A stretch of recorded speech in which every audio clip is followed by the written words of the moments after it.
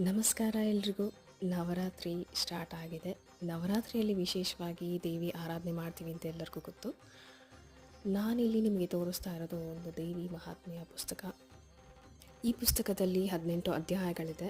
ಆ ಅಧ್ಯಾಯದಲ್ಲಿ ದೇವಿ ಹೇಗೆಲ್ಲ ರಾಕ್ಷಸರನ್ನ ಸಂಹಾರ ಮಾಡ್ತಾಳೆ, ಆಕೆಗೆ ದೇವಿ ಅನ್ನೋ ಹೆಸರು ಹೇಗೆ ಬಂತು, ಟೈಮ್ ಇರೋ ಅಂಥವರು ನವರಾತ್ರಿ ಮೊದಲನೇ ದಿನದಿಂದನೇ ಸ್ಟಾರ್ಟ್ ಮಾಡಿದ್ರು ಕೂಡ 18 ಅಧ್ಯಾಯಗಳಿರೋದ್ರಿಂದ ನವರಾತ್ರಿ 1ನೇ ದಿನದಿಂದ 9ನೇ ದಿನಕ್ಕೆ ಅಂದರೆ ಆಯುಧ ಪೂಜೆಗೆ ನಿಮ್ಮದು ಎಲ್ಲ ಆ ಒಂದು ಪುಸ್ತಕದ ಕಥೆಗಳು ಮುಗಿದೋಗುತ್ತೆ.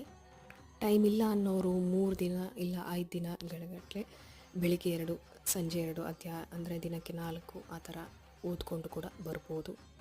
ಆಯುಧ ಪೂಜೆ ದಿನ ಮುಗಿಸೋದಕ್ಕಾಗಲಿಲ್ಲ ಅಂದರೂ ಕೂಡ ಒಂದು ವೇಳೆ ವಿಜಯದಶಮಿ ದಿನ ನಾವು ಈ ಕಥೆಯನ್ನು ಸಂಪೂರ್ಣವಾಗಿ ಮುಗಿಸ್ಕೋಬೋದು. 18 ಅಧ್ಯಾಯಗಳು ಪೂರ್ಣಗೊಳ್ಳುತ್ತೆ. ನಾನು ಮದುವೆ ಆದಮೇಲೆ ಪ್ರತಿ ವರ್ಷವೂ ಓದ್ಕೊಂಡು ಬರ್ತಾ ಇದ್ದೀನಿ. ಒಳ್ಳೆಯ ರೀತಿ ಬದಲಾವಣೆ ಆಗ್ತಾ ಇದೆ. ನಿಮಗೂ ಒಳ್ಳೆಯದು.